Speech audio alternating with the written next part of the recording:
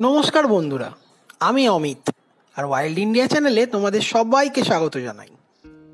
একদিনের ভ্রমণ অথবা কলকাতার আশেপাশে পাখিদের স্বর্গরাজ্য হলো এই পূর্বস্থলীর চুপির চর জায়গাটি। এই জায়গাটি খুবই সুন্দর। পূর্বস্থলীর চুপির চরে প্রচুর বিদেশি পাখির আনাগোনা হয় নভেম্বর ডিসেম্বর মাস থেকে ফেব্রুয়ারি মাস পর্যন্ত।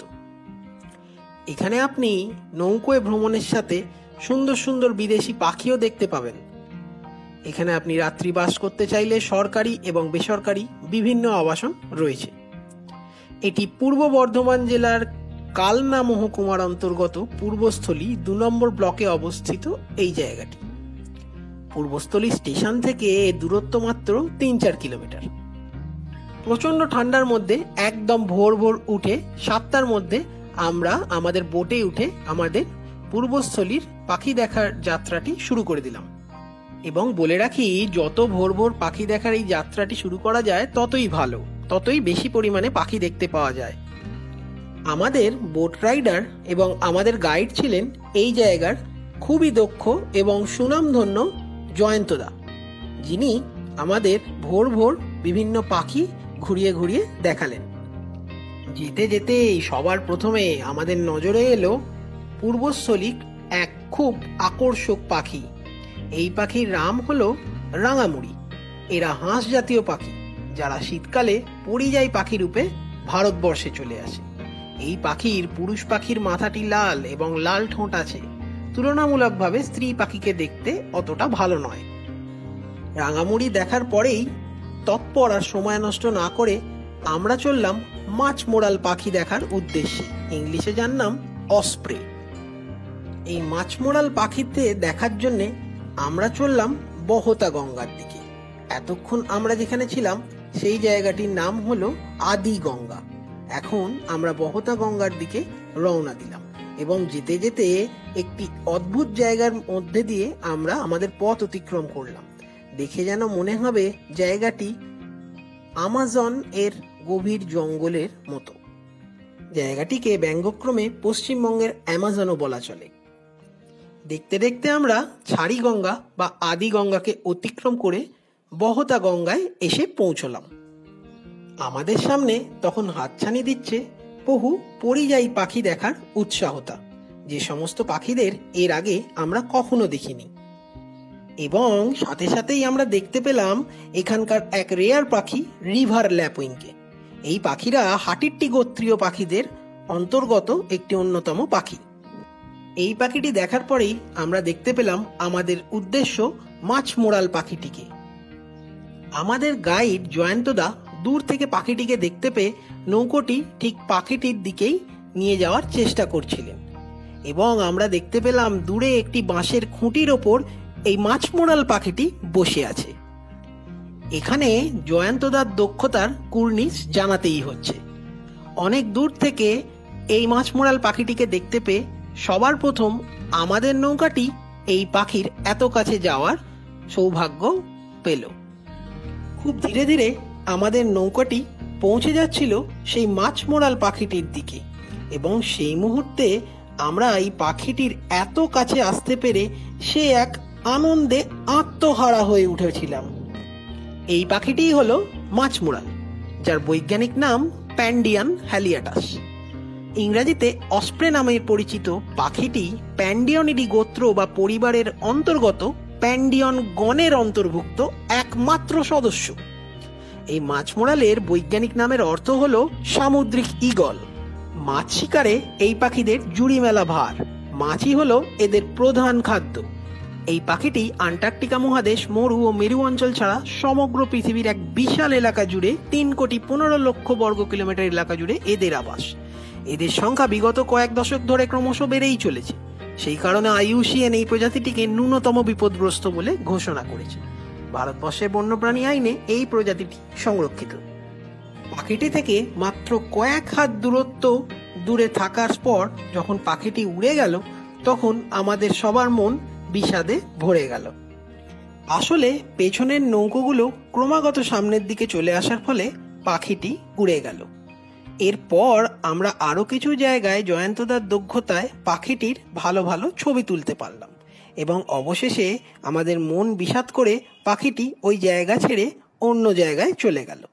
মাছমোরাল পাখিটি উড়ে যাওয়ার পর এবার আবার আমাদের রওনা দেওয়ার পালা পড়ল ছাড়ি গঙ্গার দিকে।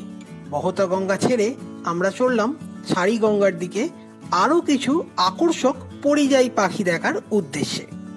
এবং পথের সেই অ্যামাজন রেন ফরেস্টটি অতিক্রম করে এবার আমাদের উদ্দেশ্য উল্টো দিকে যাওয়া। সবার প্রথমে আমরা যে পাখিটিকে দেখতে পেলাম সেই পাখির ইংরাজি নাম কমন গ্রিন স্যাক। এই পাখির বাংলা নাম পাতি সবুজ পা। বাঁকা ওপর দিকে উঠে যাওয়া ঠোঁট দেখে এই পাখি সহজেই শনাক্তকরণ করা যায়। এরা ভারতবর্ষের পরিযায়ী পাখিদের অন্তর্গত পাখি এবং এরা ওয়েডার বার্ড মানে জলের পাখি। এদের পা হলদেটে সবুজ বর্ণের বলে এরম নামকরণ হয়েছে। এই পাখিটি দেখার পর আমরা এমন একটি জায়গায় এলাম, সেই জায়গাটি এই খোলা জায়গাটিতে আমরা একসাথে অনেক পাখির প্রজাতি দেখতে পেলাম, যার মধ্যে সবার প্রথমে যে পাখিটি দেখতে পেলাম সেই পাখিটির নাম হলো কালিম পাখি। ইংরেজিতে যাদের নাম গ্রে হেডেড সোয়াম্প হেন। বেগুনি বর্ণের পালকযুক্ত এই পাখিদের আধিক্য পূর্বস্থলীতে সবচেয়ে বেশি এবং সাথে সাথে জলময়ূর পাখিগুলিকেও এই এরিয়ায় ভালো সংখ্যাতেই দেখতে পাওয়া যায়। এরপর আমাদের চোখে পড়ল এক জায়গায় চুপ করে বসে থাকা পার্পেল হেরন পাখিটির দিকে, বাংলায় যাকে আমরা লাল কাক পাখি বলে চিনি। জায়গাটিতে পাখির সংখ্যা এবং পাখির প্রজাতির প্রাচুর্য ছিল প্রচুর। কচুরিপানার ওপর ঠিক সামনেই বসেছিল এই কমন স্নাইক পাখিটি, যার বাংলা নাম কাদা খোঁচা।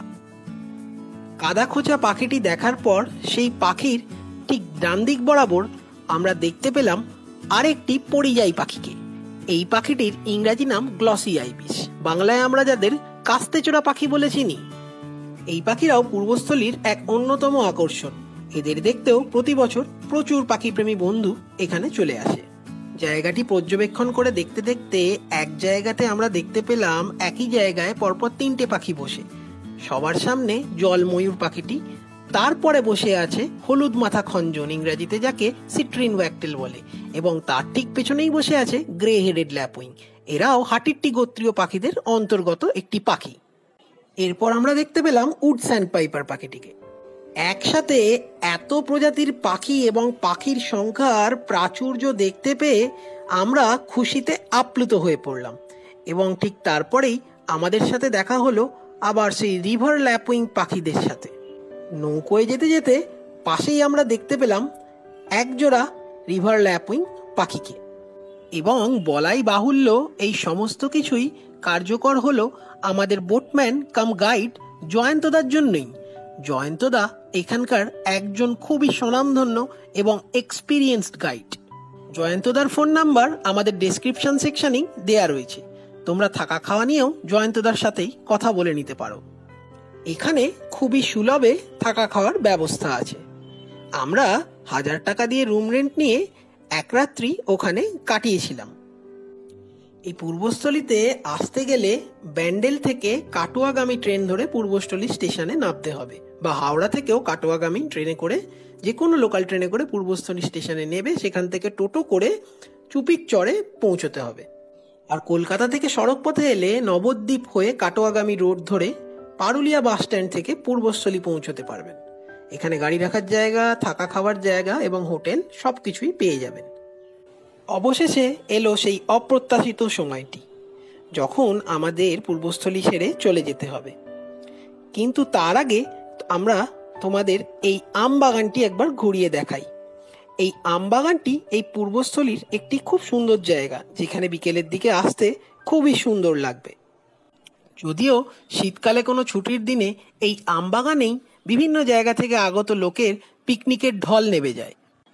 পিকনিককারীরা সাথে আনে মাইক অথবা অন্যান্য কোনো বাদ্যযন্ত্র, যা বাজিয়ে এরা এই জায়গার পরিবেশ নষ্ট করে, যার ফলে পাখিরা খুবই বিরক্ত হয়ে ওঠে এবং এই আওয়াজের চোটে একদিন না পাখিরা বিমুখ হয়ে ওঠে এই জায়গা থেকে। যদিও জয়ন্তদার কাছ থেকে জানতে পারলাম যে এই জায়গায় আর মাইক বাজানোর পারমিশন দেওয়া হয় না, যেটি একটি সুখবর এই জায়গার জন্য। আশা করি আমাদের আজকের ভিডিওটি তোমাদের সবার ভালো লেগেছে। ভালো লাগলে একটি লাইক করো, কমেন্ট করো, ভিডিওটিকে শেয়ার করো, চ্যানেলটিকে সাবস্ক্রাইব করো এবং সাথে থাকা বেলটিকে বাজিয়ে দাও সামনের আসা ভিডিওর জন্য। আজকের জন্য আমরা আসছি, সবাই ভালো থেকো, সুস্থ থেকো।